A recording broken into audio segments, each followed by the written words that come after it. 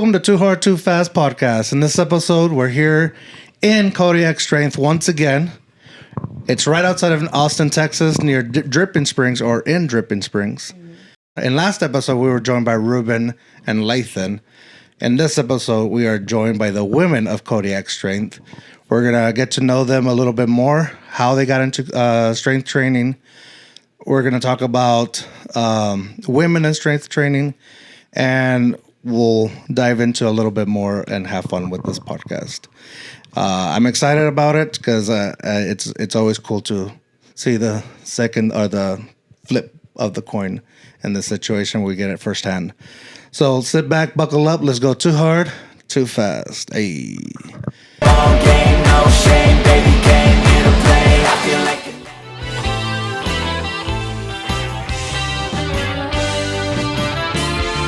Hey, this is Ali.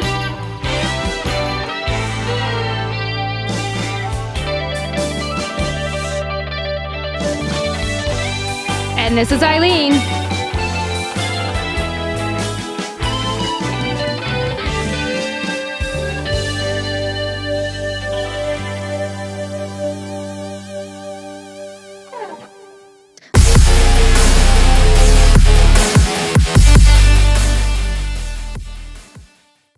Hi, I'm Ali. I am co-owner of Kodiak Strength Training with my husband. I am also a coach here and a mom of 3.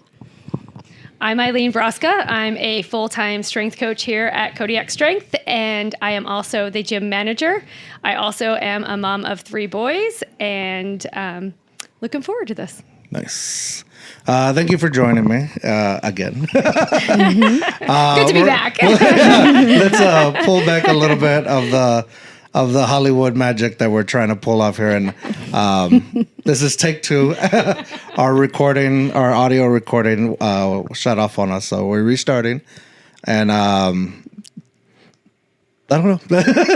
We're already having fun with it. Let's start off with what brought you to strength training?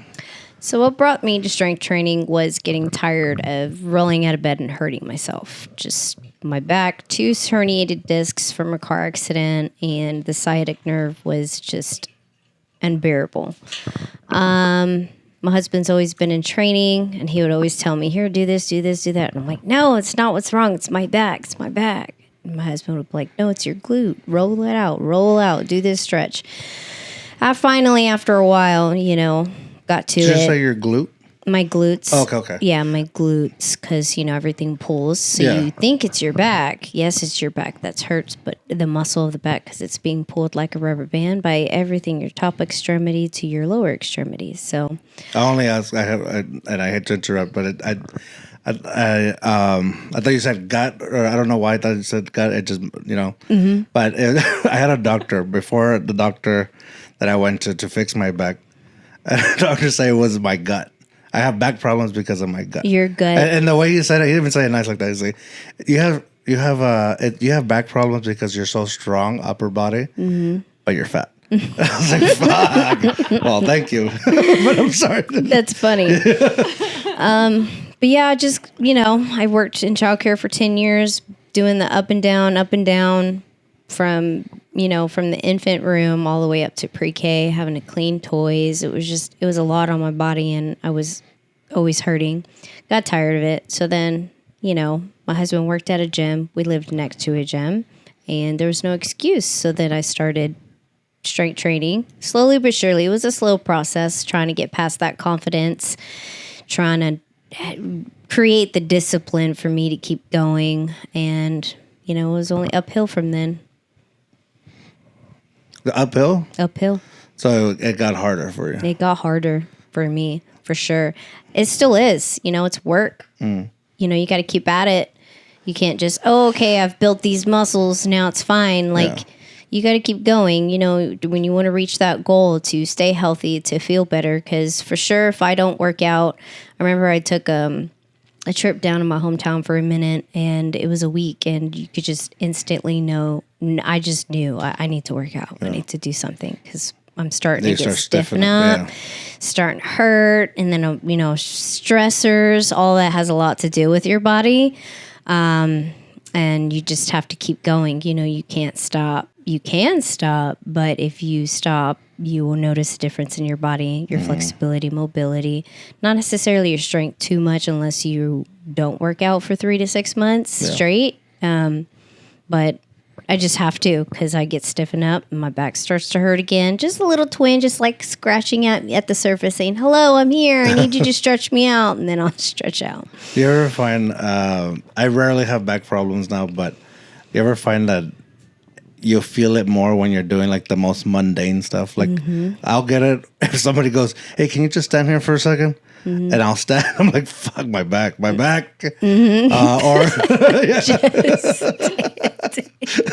I know the feeling. You're like, oh man, yeah.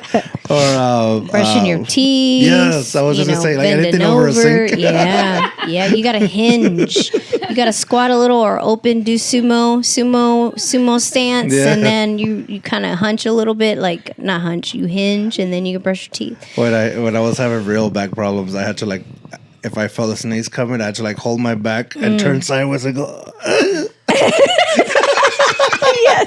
Yes. Oh, I know that feeling. Oh goodness, especially when you pull a muscle in your core, in your abs. You're like, because you have to hold it. Yeah. So Yeah. Well, according to that doctor, I don't have much going on with abs and stuff, so I don't know what that feeling is. Yeah, it sucks. Eileen, what brought you to strength training?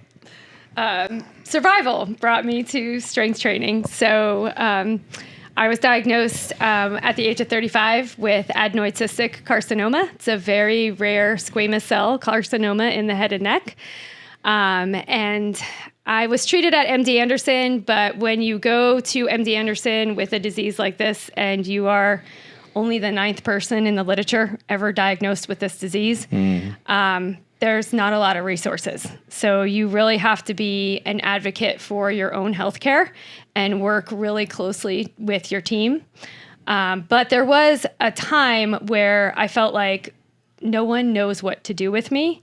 And I was in fear, obviously. I was fearful of dying and had no control. So it was really out of an effort to make myself as healthy as possible. Because with this cancer, it's not a matter of if it will come back. It's a matter of when. And it usually comes back very aggressive. So I was fortunate the first time in that my diagnosis was a stage 2 diagnosis, and I recovered really well with treatment. But I wanted to build a foundation and have control over my health better than I did previously. So for me, that looked like focusing on improving sleep, reducing stress, increasing my strength, and really focusing in on my nutrition as best as I could.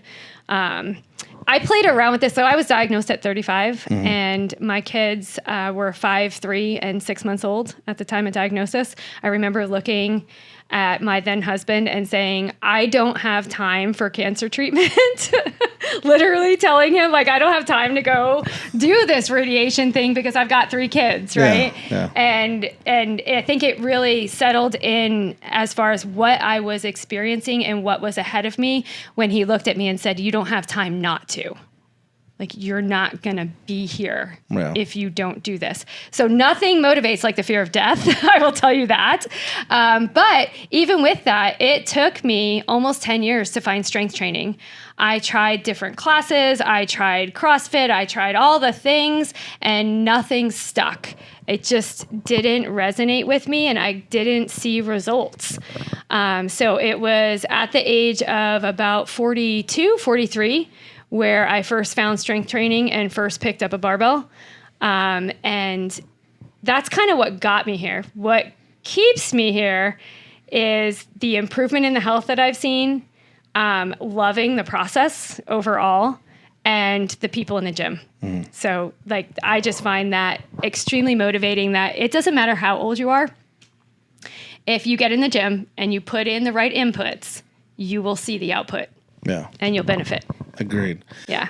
Can I ask, we all, whenever we get like that health scare, we as humans, I'm talking in general, we tend to, try everything and try to fix everything. and get healthy. But also as humans, we tend to, I feel comfortable. I got it. I'm gonna go ahead and we slowly start sliding back into the unhealthy things that probably got us where we are. Yeah. How do you keep it? How do you keep yourself motivated or to continue to, other than the fact that you know that, or the idea that it might come back. Right. But Yeah. how do you just keep pushing forward to not get unhealthy, I guess, and physically? Yeah, it's hard. Yeah. It's difficult. I will say, I think it's about having compassion for yourself and where you're at, which compassion's not a word we use with strength training very often. And I think we need to, right? Like, you don't hear compassion and empathy in strength training. I think we need to have that. And I guess maybe this is the female perspective of strength training, right? Have compassion for yourself, be able to read your body and where you're at that day. We don't need to be going 110% balls to the wall every single day. And in fact, you'll probably see better growth and better results if you don't do that, because rest is part of the process. So for myself, I will be the first to admit there are days and times, and Ali knows this for sure, where I walk in here and I'm like, damn it, I do not want to do this today. I'm not feeling it. I don't want to do it. It's not like, I'm tired of the programming. I'm tired of doing this. And that's where it's not about motivation. It's just about discipline. And I think that's where it's really important to have a set program, right? Because if I were to walk in here with nothing laid out, it's a lot easier for me to be like, forget it. I'm just going to like do some bicep curls, some triceps, and I'm out, right? Yeah. Let's do some bicep tries, we're out. But if I have that program, it becomes about a check-in with my coach. It becomes about checking those boxes off and the discipline rather than actually being motivated. I'm not motivated every time I come in here. I'm just not. The other thing for myself, some people are not competitive. I am very competitive. I love competing. So I compete in USA powerlifting, and I choose 3 to 4 meets a year. And then that helps keep me on track with my training, because I've got to make weight. I've got to be ready for those meets because I want to succeed in them. Yeah. Yeah. Okay, that's cool. Yeah. Speaking on the women perspective, the gym is usually seen as very manly stuff and like Masculine. Yeah, that's the right word. And aggressive,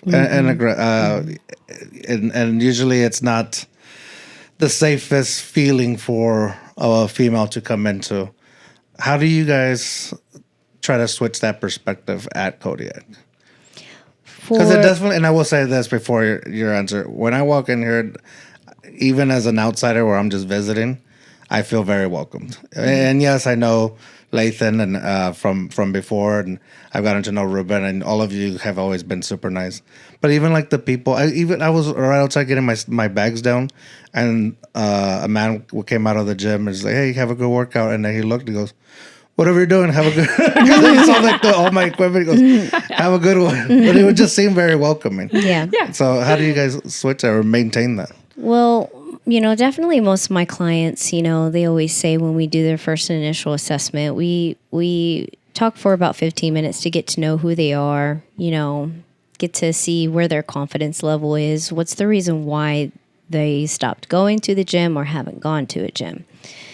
And when they're like, well, I just don't feel comfortable or confident to know how to use the machines, in all honesty, it's not really the environment, to my knowledge, at least in my perspective, it's not the environment 100% that makes them not confident. It's that they don't know how to use the machines.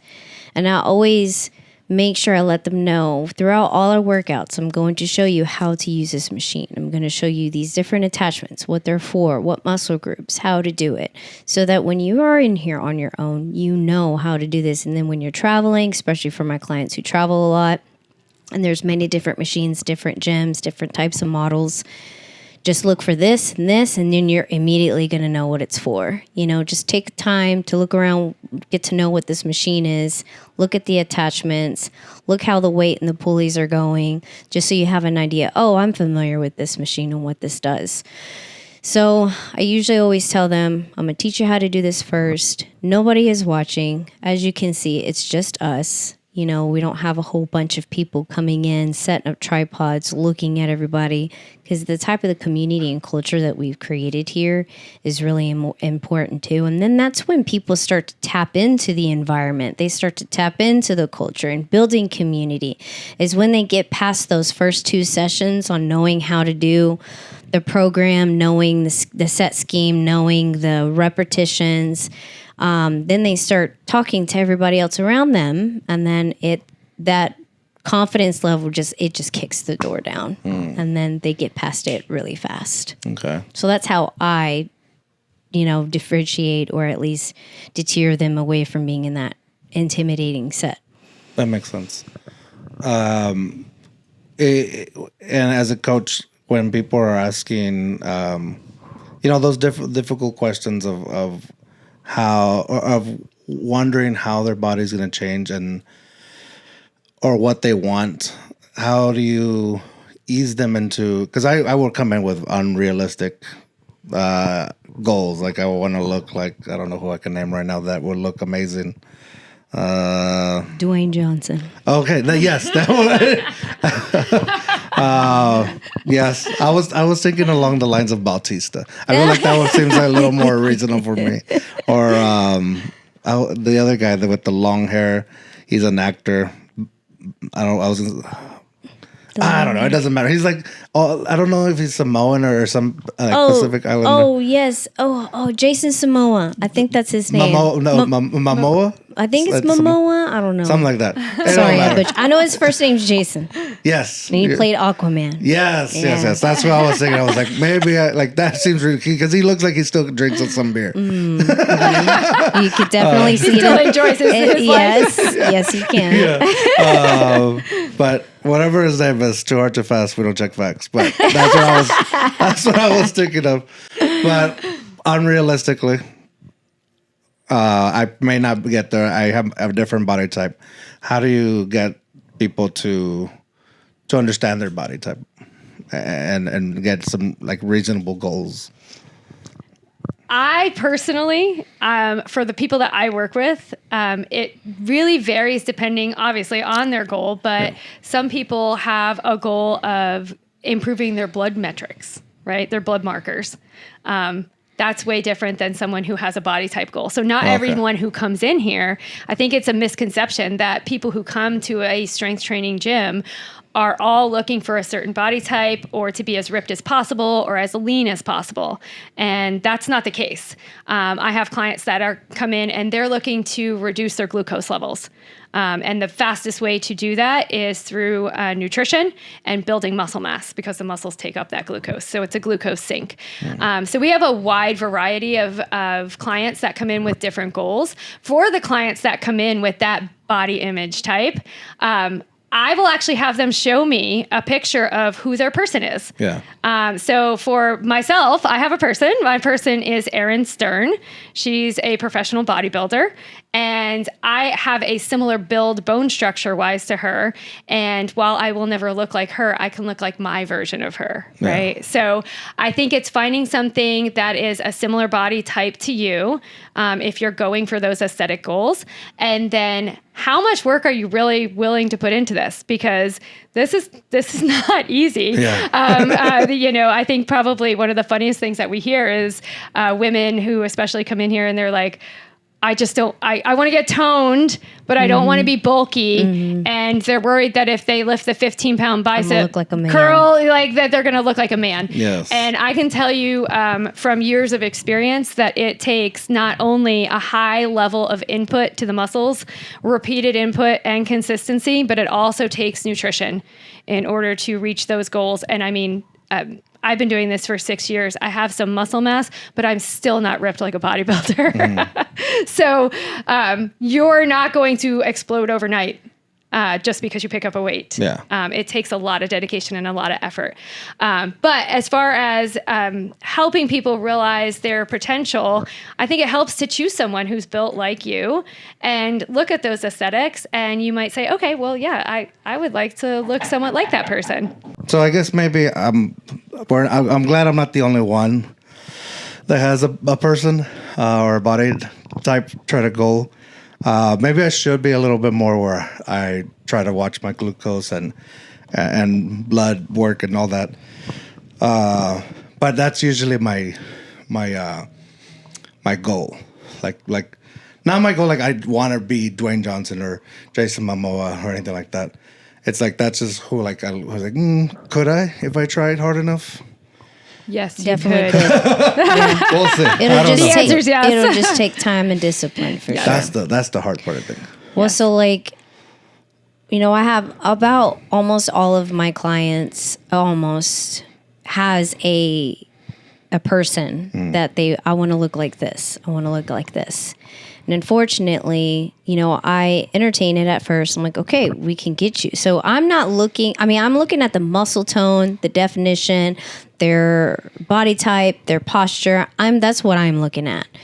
They're looking at the way that how good they look, right? So I like to explain to them, why they look the way they do versus why you look the way that you do. You're not the same body type. That's just like what you were saying. You have to find somebody that is of your bone density, your height, your hips. Mainly people are like, oh, I want the hourglass, but good, I have these hips. And it's like, you can have the hourglass, but you have a wide torso naturally because your rib cage, right? That has a lot to do with, the body image. You got to find something that's more realistic.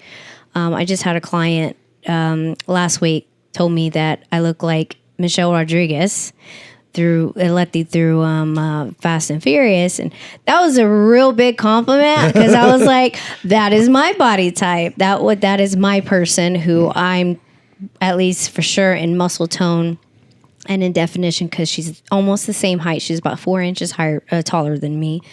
But I thought that was a really good compliment because I'm like, oh, I made my goal. I was like, what? Really? And she has no idea that I like her. So it was pretty genuine for her to recognize that. So me and my self-confidence, and I'm not going to lie, body dysmorphia is a thing. And I have it. Everyone has it. And so even to this day, I'm like, oh, am I getting? And then I get in the light and I'm like, oh, dang. I was like, those are my muscles. Those are me. Right. So, it's just about having realistic goals. If you go into the gym and you're like, this is what I'm going to look like, I hate to say it, you will fail. Yeah. You will fail because you will feel like you're not getting those results fast enough, especially if you don't have a coach. If you're in there by yourself and you don't have enough discipline, enough knowledge on what to do and how to do it, you will fail. That's why we always encourage that people work with a coach first, and then we'll train you, we'll teach you how to pay attention to your body. That brain and muscle connection is really important, coordination, and then teach you how to use the machines. Teach you how to figure out, should I go on a weight deficit? Should I go on a calorie deficit? Should I do this weight? Should I do that weight? But you got to listen to your body because we're all about injury prevention. And if you go too hard, too fast, Very nice. I figured you like that one. But yes, if you go too hard, too fast, you're going to hurt yourself and then you're going to be down for a whole month. I'm not going to lie. I got so stubborn. I was stressed out one day, total vulnerability.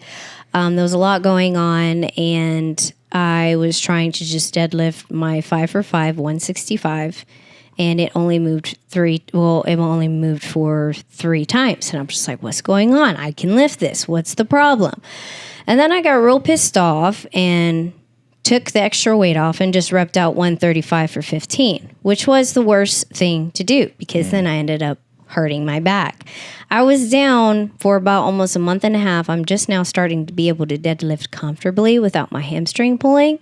But I found out it was not my back. It was my hamstring because they were not firing. At first I was like, oh, it's my glutes. So I started doing extra time with my glutes and I wasn't paying any attention to my hamstrings. But again, if you go too ham and you don't listen to your body, you will put yourself down for a while. And then most people won't come back to the gym or you won't lift again because that puts that trauma in your brain that you're like, oh, I don't want to hurt myself. With my 2 sciatic nerves, my 2 herniated discs and my sciatic nerve always acting up or was acting up, I was like, I need to let my back rest before I even try to pull. But just using that as an example. Yeah. No, that's real because like when I first started back after the whole COVID thing, like I was trying to get back into being healthy, and I went too hard too fast, and I was like, well, I used to lift this a long time ago. It's muscle memory. And so I was doing it, and mostly everything was fine, but doing like overhead, like anything overhead for tries, I messed up my elbow. Like I got real bad tennis elbow, and it hurt. It was really annoying, and I just like I had to stop for a while, and that's the worst because I just wanted to get back into it now. So I was like, I'm already getting back. I'm getting back to being used to it.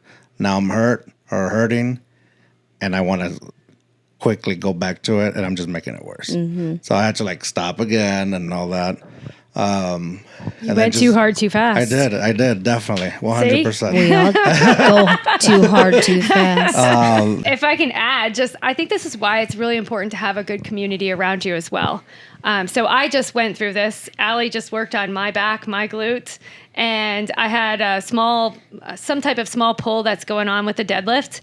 I'm in prep for World Bench right now, and I knew if I didn't stop with the deadlifting and switch to something else and get some help, that I would take myself out of the game. So it's really hard, especially as a competitive athlete. But even if you're just in here to lower your glucose, right? It's hard to pull back. We all want to go too hard too fast. Yeah. We all want those results and we want to push, but it's important to be able to read your body, like Ali said, and pull yourself back so that you don't fully take yourself out of the game. And that just happened with me. Ruben called me out on some deadlifts, and Lathan called me out on some squats. Things were really hurting, and I was really trying to push through it. I didn't want to disappoint myself coming up with Worlds. I didn't want to disappoint my coach. And really had to take a step back, look at myself and say, okay, like you're going to cause further injury. And it was through the community here and everyone kind of giving their input, and then Ali working on my glute that now I'm getting back into deadlifting slowly. It was also your hamstring. It was my hamstring. Yeah, same thing. She knew right what it was because she had done it too. Yeah, I knew where it was. But I had to pay attention to your glute for a little bit and work that hamstring in later on. Yeah. So it's important to have that community around you to help you through those times too. Yeah, and having that body dysmorphia, like you said, we all have it in one shape or another. And I think that also plays a trick in our heads where, like right now, I'm in Austin for about 3 days. If I was just back in San Antonio where I can easily work out, I would be like, I'll do it tomorrow, or I'll do something small. But here I'm just constantly thinking, I can't work out. I need to work out. I'm already feeling fat. I literally, right before I left, I asked my wife, I was like, how do I look? Do I look good? And she's like, you look very handsome. I was like, why are you lying? I look disgustingly fat, as usual. She's like, stop, dude. But that's like, it's just that feeling, and people do it differently. And I've always told people, I always have like the worst self-talk, which motivates me going into the gym. But body dysmorphia, that thought of it is such a monster. It makes you go crazy with the workouts. It's a barrier for everyone that they can't get past. One of my clients, she has this little bit of belly fat that she hates, but you need the fat. And us women, we need that little bit of belly fat. Those, saddlebags that we always say that we have in order for your hormones to be balanced so that your muscles can get fed properly. So don't be afraid of that little bit of body fat that you have. The most scary thing to do when you're in weight training or strength training or even just exercising, the hardest part is nutrition.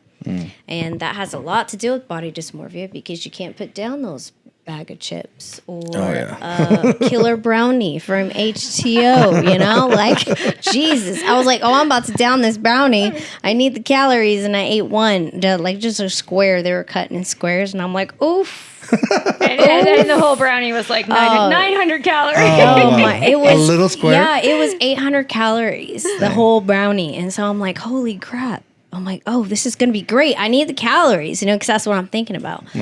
But then the moment I ate it, I was like, oh, that's so sweet. I can't do it. I'll take care of it for you. I mean, it's still in the office, so I'm about to give like half of the half to my kids because they're like eyeballing it. They're probably eating it right now. I have it up top way high, so they can't reach it. But, they can figure it out and get a share. But yeah, I've never had one of those. Body dysmorphia, I like to call it a disease because it's psychological, it's self-sabotaging. We're always self-sabotaging ourselves, convincing ourselves that we're not going to make it, or we're not enough, or we're not doing enough, or we're doing too much, and then we get tired and stressed. And then you don't want to go to the gym, or you don't want to get up and go to work. It's not just in fitness, it's in your everyday life. But if you at least just try to do something, walk for 10 minutes, get on a bike, or just create some kind of discipline, that body dysmorphia does tend to subside. It gets little. It's still there, but it's not as big. Do you think it makes it worse? And I just thought about this right now as you were talking. And I'm comparing it to when I tell people, like, I'm really bad at taking compliments because if I get like the negative, I can easily just whatever. It doesn't mean anything to me. But then I have to do that with compliments too. Like it doesn't mean like feedback I'll receive. But if it's just a compliment, like, hey man, you're great, or you're a great podcaster, I have to be like, okay, whatever. It is. Thank you, but you cannot feed the ego. Yeah. So I also have like where I look in the mirror and I'm like, oh yeah, look at that. But now I'm thinking like all this and that one moment, like right after you work out, you get that pump and obviously you look amazing. But then when you lose the pump, you're just normal.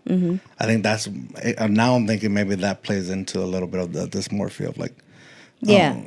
You could look like that all the time if you work out every single day. You can't. But your body needs rest. Yeah. I would say confident. I mean, in the body dysmorphia, does it help? Does it make it worse? With me, I am not good at taking compliments. I'm just not. I don't know why. Well, I do know why, because I don't think I look good, And even still to this day, I tell my husband, I was like, do I look okay? Do I look like I have muscles? And he's like, yeah, you look great. You're getting toned. And I'm like, oh, okay. So now I'm like in the years of our marriage, it's been like 10 years now. 10 years together, 7 married. Now I'm just barely now actually seeing his compliments, accepting his compliments. Oh, your hair looks nice. Or why are you putting makeup on? You don't need that. Even now to this point, I only wear makeup when I'm doing nice things, because I'm to the point I'm glad where you consider this nice. Yes, it is. It's nice. This is good. But, I'm getting to that point where I don't feel like I need to be what social media has us women how we need to be. All this makeup on us. We need to look good. I'm just now getting to the point where I'm okay with what I look like.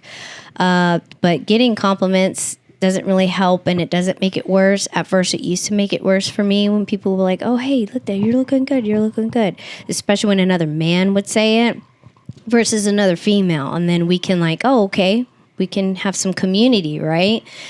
But I mean, especially when you're with clients and you're showing them, show them why you're giving them that compliment from a trainer's point of view. Because even me as a person, and you can see it in their eyes, are like, you're just saying that because I have a problem with the way I look, right?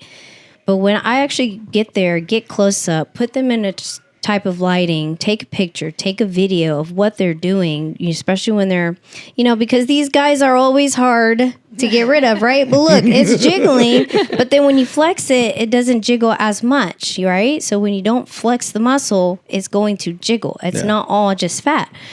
So that's always my key thing, shake your arm. And then they'll shake their arm and they're like, ugh, I hate that. But then when they're doing the triceps, that tricep starts to flare. And I'm like, look at yourself in the mirror. And they're like, what? And they look and they're like, oh, oh, I got a little baby tricep. Like, yes. But also too with social media, when it has all these influencers, you have to have the right lighting, the right angle in order for it to look as it looks. I know there's this thing going around, social media versus reality happening. And it's like a lot of these people have all these apps to enhance what they look like. And it's like, it's intimidating as a woman not being in a fitness or being out of shape to see that. But it's like, don't even. The moment you see that, just scroll back and find a workout video of somebody, and then just motivate yourself to be like, hey, look, that looks like my body type and she's still moving. Let me try it. Versus, oh, you have to wear this skimpy outfit to the gym in order for you to get attention. Or you have to have 10 pounds of makeup on. Or you have to just do 3 sets. Because most of the time, I'm telling you, I want to see the full workout. I want to see the what is that? The time-lapse one. I like to watch those because I can see that this person is actually doing a full workout versus just videoing them doing 3 reps and then that's it, right? Yeah. So at least that's how when I'm watching on social media, I'm like, I want to see the full workout. Yeah, Are you really doing 15 sets of 50? Are you? Nah. I think the other thing with the dysmorphia is, it's great to look lean and cut, but how much are you balancing that with enjoyment in life? Right. Right. I have a good coach friend who just won the Masters Olympia for pro bodybuilding. She looks amazing. You go on Instagram and her back is cut. She's tan. She looks absolutely fabulous. And the first thing she did when she got off that stage was go eat about 3 different desserts, Nice. So if you're not familiar with that, and if you're not familiar with how these things progress, you see stuff on social media and you think these people look like this all the time. They don't. Right. So even in powerlifting, I'm in the process of cutting for Worlds. I can tell you from my experience, I practice intermittent fasting, and from the time I am fully fasted until the time I am fully fed, my weight today and every single day that I do this until I weigh in will fluctuate between 8 to 10 pounds in one day. Wow. So for the women out there who are getting on the scale every morning and they're worried about 1 or 2 pounds, from a coach's perspective, we're not worried about that. We're looking at long-term trends. We know that your weight can fluctuate a good 8 to 10 pounds from fully fasted and dehydrated to fully fed. So I think it's important to realize that a lot of what you see on social media, in addition to the good lighting and good positioning, is a moment in time. And you have to take that with a grain of salt and think, well, do I really want to maintain that forever? Because I can tell you, even for myself, maintaining 105 pounds for competition is difficult. Yeah. My body likes to sit at 115. So I allow myself to do that and then enter into a cut when I need to. Yeah. So you got to enjoy your life. Oh, yeah, definitely. Speaking on women and the weight, or was it the sipping on the scale? And I'm going to be very careful how I say this question. And I'll phrase it this way. Like, I know I hate when I go to the doctor and they make me step on a scale because I'm like, dang, I don't feel like I weigh that much. I might look like I weigh that much, but I don't feel like that. So I almost never step on a scale. So I think some of the things I've heard from just friends is that they don't want, and female friends, they don't want to do strength training because they don't want to weigh heavier because the muscle does weigh more than fat. So they're trying to lose. I could be wrong. That's actually a myth. That's a myth. That is not true. Fact check. Too hard, too fast. Fact check. Fine.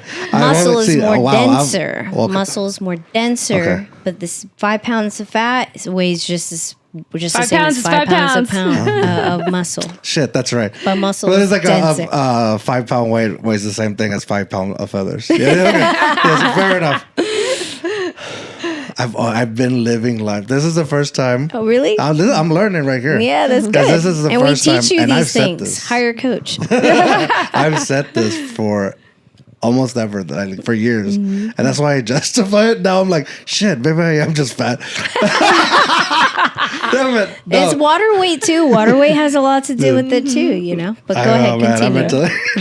I've been telling everybody's like, yeah, I weigh that much, but it's all muscle. Yeah, I'm like, okay, it is all muscle. Might be. No, it's half and half at best. I don't know.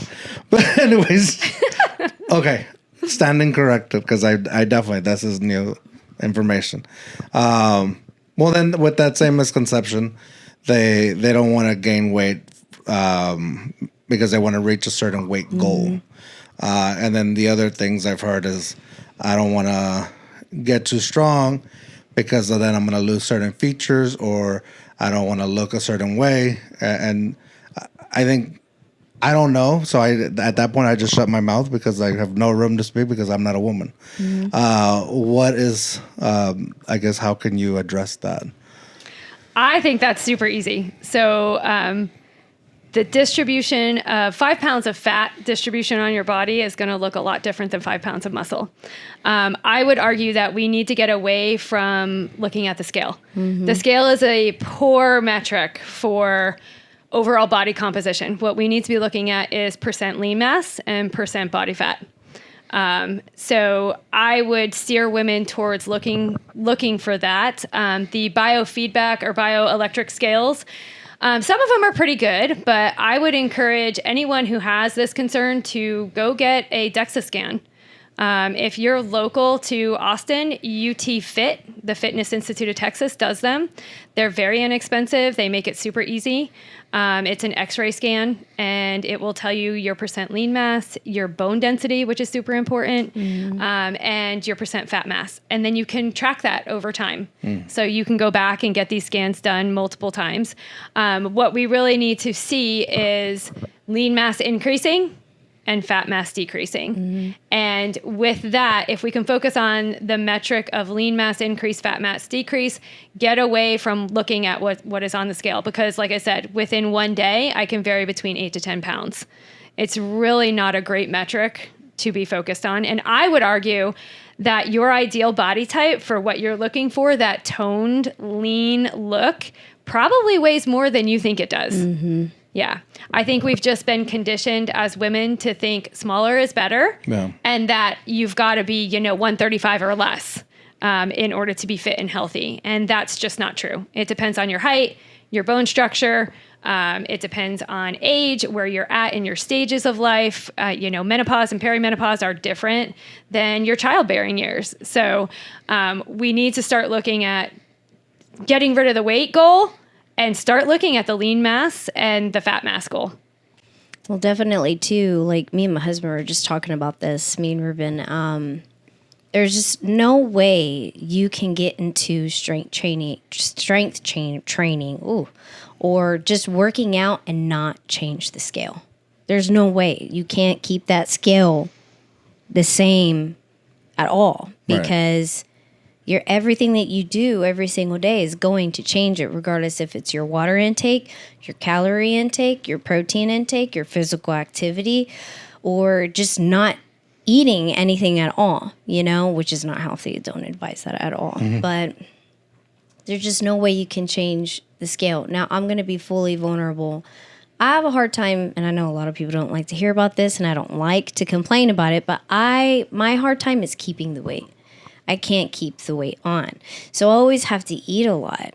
Your proper protein intake needs to be 1 gram per body pound, and I'm 107, struggling with 100. I'm trying to get to 137 pounds. I used to be 132, but even body dysmorphia, I was like, I'm getting a little fluffy. I need to, and I have a picture of what I was to now, and I'm like, but I wasn't as muscled out. So of course, there's a lot of science behind it. Get lean first and then start eating, and then you'll gain the weight and gain muscle versus just gaining the weight and little muscle, right?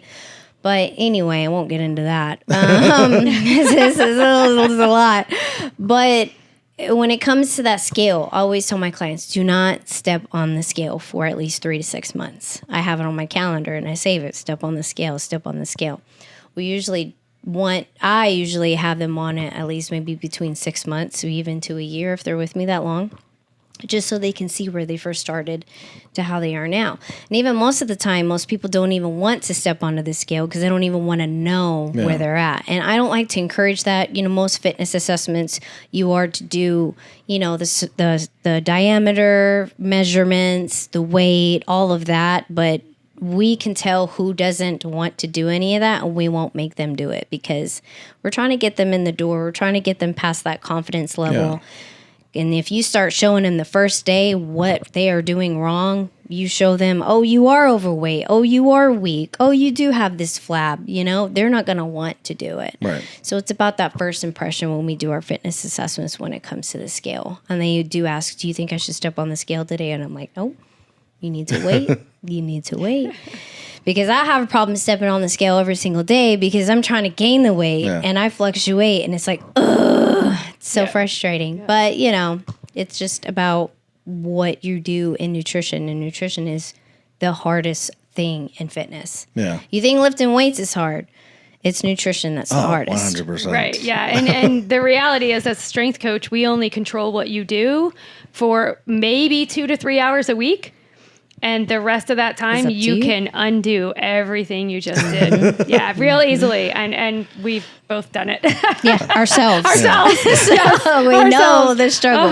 It's an interesting, as you were talking, I was sitting here thinking that there's an interesting dichotomy that's going on in people's minds because we have people who come in and they're like, oh, I don't want to get too bulky. I don't want to lift that 15-pound weight. I just might burst out in muscles. And then at the same time, they're like, oh, but it's taking forever for this weight to get off of me, right? Like, oh my God, it's like they expect the fat mass to just drop off instantly. Yeah. And then they're worried about the muscles showing up instantly, So it's like neither of those happen. So don't worry about it. Like us women, what do you want? Like my husband tells me, what do you want? Right. So you're not going to burst out in a bunch of muscles just because you walk into the gym. It takes time and effort. Mm-hmm. And in the same way, it takes a lot of time and effort to drop that fat. Oh, yeah. It's a slow process. Yeah. Oh, man. I know. Slow. I will say though, like what I've noticed, maybe I've been noticing it recently, just from doing more podcasts or being just more like aware of people's behavior, just so I can know what to talk about.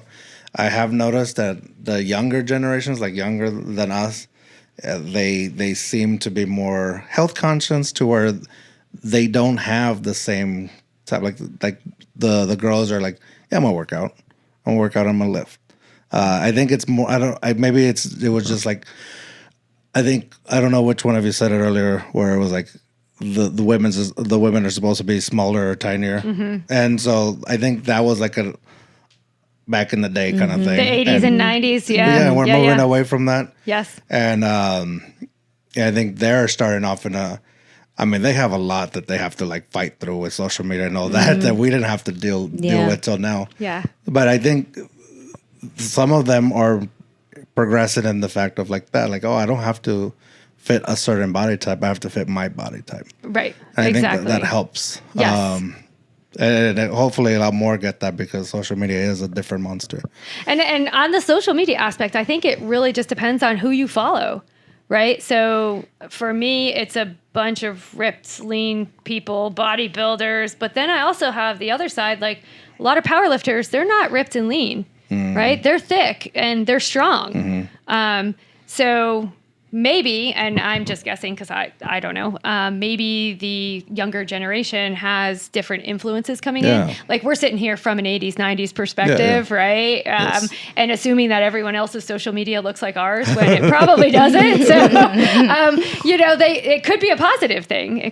They could be following people who are really positive in this space. Yes. We just don't know about it. No. And so every time I find a new person that has a bunch of followers, it's like, oh, this is what we need more of, and why is my algorithm barely reaching to this person? Like they're clearly somewhere, they've been somewhere because they have a strong following, but I mean, my algorithm is a mess too. Like every once in a while, I have to clean it up with just watching puppy videos. So there's too much crazy on my algorithm. Yes. I catch myself doing that sometimes. we're coming close to the end, so I want to end on positive notes. I am going to ask for your too hard, too fast story, which is a cautionary tale, words of wisdom, or a funny story. But before we get there, speaking still on the women perspective, what advice do you have for first time, either girls or young women or even older that are trying to get into working out, not even just lifting, just exercising? What would be a good advice for them? Let me go first. Yeah. Okay, I'm gonna look right into the camera. Yes, you can. Mm-hmm. Come join us in the gym. We're not scary. We have super fun. It's a lot of play, and I think we all need more play in our lives. Nice. Definitely. Especially our Kodiak karaoke. Yes, right? yes, Kodiak Randomly karaoke. sing. Come join Me us. and We'll Lathan. sing together. Okay, wait, hold on before you say yours. I need to know what Kodiak karaoke is. So me and Lathan randomly would just, when a song would come on, we'll just sing really loud right when we're in the middle of training our clients. But I do it specifically when that client is really struggling and I can see they're psyching themselves out. I'll distract them by singing a song, yeah. and then they That's start awesome. laughing, and then they get out of that, and then they're able to pull it Nice. even more. Nice. Yeah. Best advice that I would give anyone, specifically older women that are not fit or that are just trying to just get stronger, just show up in the gym. That goes for everyone. Just show up, walk through those doors, ask your questions, get a vibe of how the manager is, or your first impressions is everything. And then you'll know if that gym is right for you. Even if it's not our gym, any gym in the area, just walk through those doors. That's the hardest thing. Yeah, that's the hardest lift is opening the door. Yeah, that Nice. is the hardest pull. Right? Push and pull. But for all the moms out there who do not have any time to even go to the bathroom by yourself, right? I know that feeling. Just try, if they have a kids area, we have a kids area, you can just bring them with you. Let them engage with while you're doing the lift. Yes, it's kind of frustrating where you're like really struggling trying to do those pulls, and then mom, it's just bring it, or just do it in your home. Look at something up on YouTube or whatever the case is, and just start somewhere. You have to start somewhere. If you want to change, you got to start somewhere. And change is always a challenge, and change is always uncomfortable. But for those people out there who don't know at all what you're doing, hire a coach. A coach would teach you, especially our coaches here, because we want you to be independent. We don't want you with us forever, although we want your friendship, definitely. But we want you to be independent so you can do it on your own, so that we can have a day off. I'm gonna tag in there on doing it at home. So that's how I started. I literally started when I had that diagnosis. It was push-ups, and for some reason, I wanted to be able to do a handstand.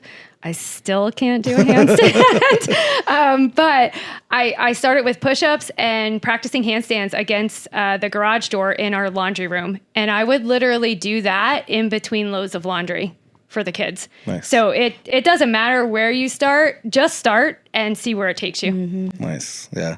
I always wanted to do a backflip. And so when I used to try to work out, I would, that would be my thing. Just try to do a backflip. And I think I almost broke my neck trying. So I gave up on that. And I don't need it. There was no real reason why I wanted to do it. Just because we don't need reasons. Yeah. It's just fun. It's just fun. Fair enough. Yeah. That's great Definitely. advice. Stop saying tomorrow. Stop saying tomorrow. Yeah. Yeah. Tomorrow never comes. Tomorrow never comes.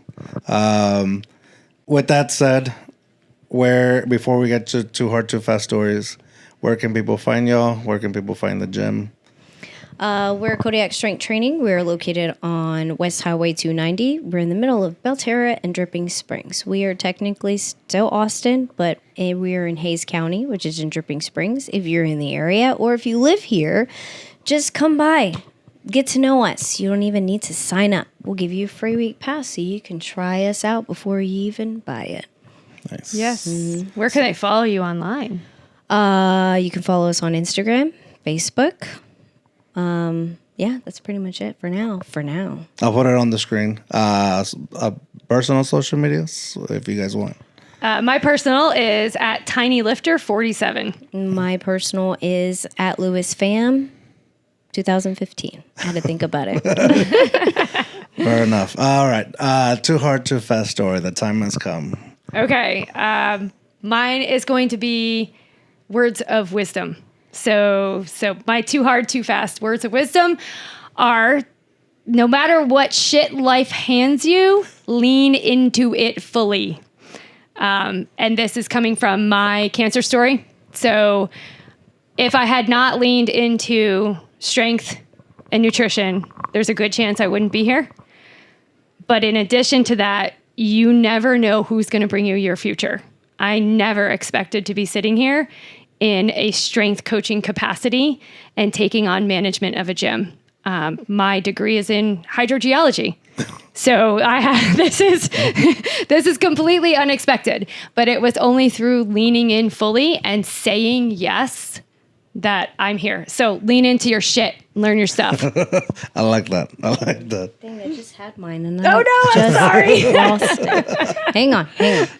So too hard, too fast. Just show up.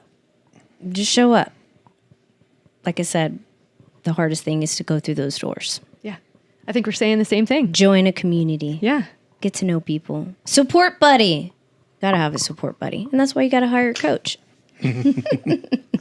No, I like that. Thank you for your time. Thanks for inviting me back to Kodiak. This is awesome. And I will say, what you all have done here, and it is probably, was it George? Yes, it's George. It's my son, George. Yes. He's very talented with what he does. Thank you, George. Thanks, George. Definitely. He sent some pictures last time, and they were amazing. I think I kept posting pictures because they were just really good. That's good. So he's a mastermind at this, and all this is awesome.